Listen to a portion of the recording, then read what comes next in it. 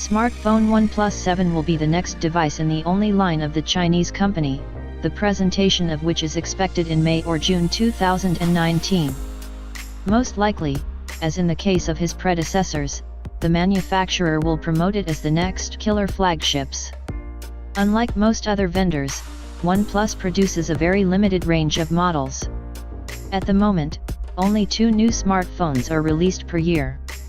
This is even less than that of Apple, which has been announcing 3 iPhones for 3 years, and not 2, as before. Thanks to this approach, the team of specialists working on OnePlus 7 has enough time to thoroughly test and debug both the hardware and the software. That is why at least 3 years in a row the company's smartphones at the time of its release are the fastest. Alas, nowadays there are less and less chances to lure the buyer simply with the highest rates in popular benchmarks. And it's not even the case that synthetic tests do not guarantee at all that the device will work just as quickly in everyday life. Just the performance of OnePlus 7 and other flagships in 2019 in most cases will be redundant. As is the case with PCs, only the most resource-intensive games, as well as video processing applications, can actually load the processor and GPU. For example, not everyone will buy a laptop based on the latest Core i7. Well, why spend so much money if you will go with it to social networks and work only with office applications? The most resource-intensive program in this case becomes, at best, a graphical editor. With smartphones, the situation is still different, but now there is a tendency in the Android world, when the average in terms of model characteristics are more popular than the top ones. In this situation, OnePlus 7 should really surprise users with something besides transcendental performance. What can the creators of OnePlus 7 do to bet on? 5th generation network support. The future OnePlus 7 should be one of the first smartphones to support 5G networks. Judging by the statements of the company's representatives during the summer conference of the Mobile World Congress Shanghai 2018, its engineers are actively working in this direction, although it was not said which company's smartphone would be the first to receive this option.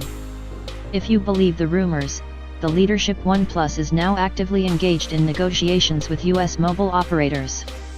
The latter are preparing for the launch in 2019 of the 5G infrastructure for commercial operation.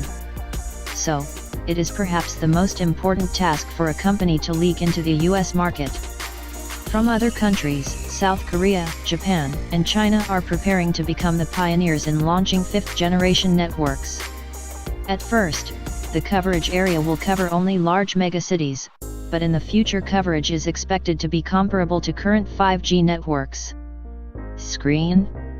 The current 6 has a 6.28-inch Optic AMOLED display with a resolution of Full HD plus 1080 x 2280 pixels and a relatively compact mono bowl, which houses the front camera, speaker, and sensors.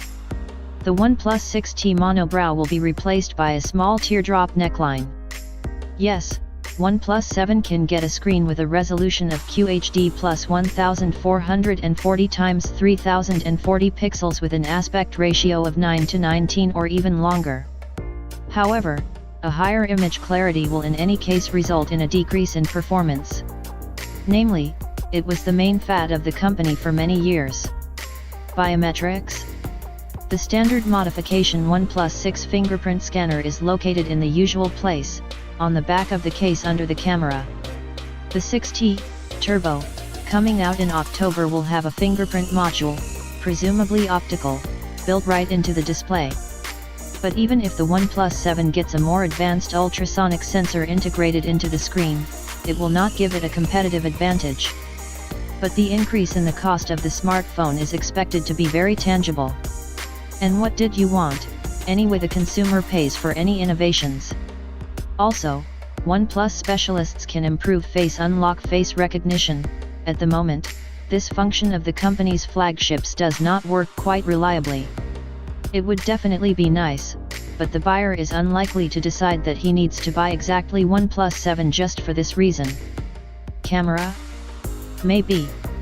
Despite the great work done, the flagships of the company so far in terms of mobile photography are significantly inferior to the top models from competitors.